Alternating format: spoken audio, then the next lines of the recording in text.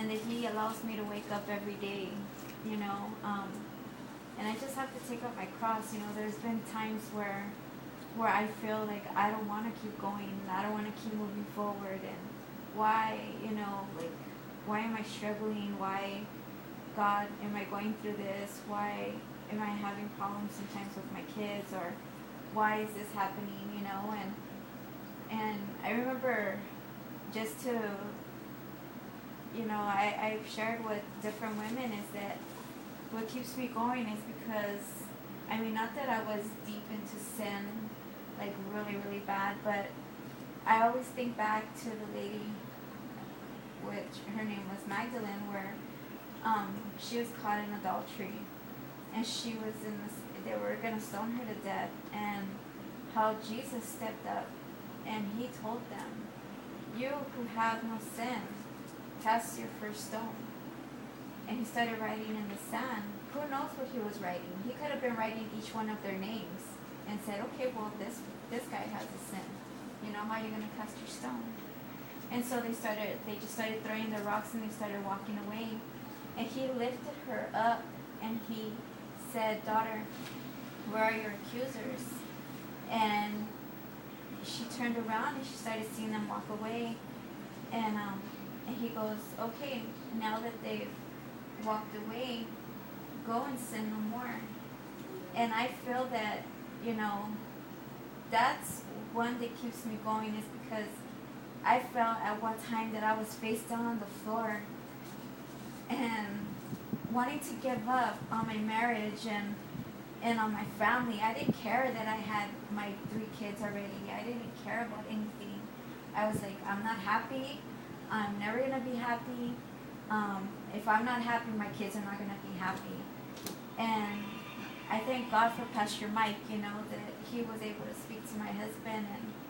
And I just said, okay, well, whatever, you know. And I just feel that I think back to that story, and I'm like, man, God, you've lifted me out of the dirt, out of the miry clay. When my feet were sinking, you were there to lift me. And everything that I've been through in life, you know, God, I feel like God tells me, you know, go and sin no more. Because, I mean, it doesn't have to be sin like, okay, you're sleeping with somebody.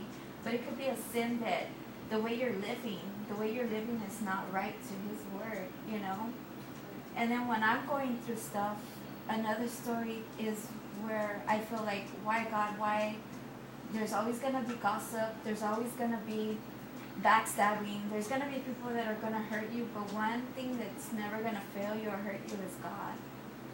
And He gave His Son Jesus, you know, His only Son, to die on the cross for my sin, your sin. And that's another story. It's like, I could be going through so much, but I think back to Jesus on the cross, where He didn't eat. They spit on Him. They put thorns in His head, and He bled, and they whipped Him, and they took His flesh out of Him. And it's so, I'm like, okay, Jesus, you went through all this for me, and I'm complaining about somebody talking about me, or somebody, you know, doing something bad to me, or I'm just not getting along with my kids, you know, or my finances are messed up. And I think back, and He's like, and I'm like, you know, I'm being selfish, Jesus, when you died for my sin. My sins and my problems are under your blood, and I know it's going to be okay.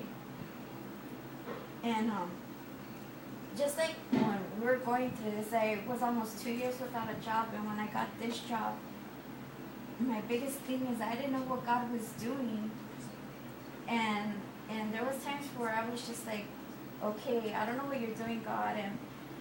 And I think I've shared this with you guys, where I got the job. It was part-time. I didn't know how I was going to tell Enrique, because he was like, don't settle for anything less than unemployment, or, you know, you could get better, you know. And all I kept on hearing in my voice, and my kids tell me, Mom, how do you, Isabel, she's like, how do you hear God? Like, does He talk to you? And I'm like, it's just, I can't explain it. You just hear it, you know.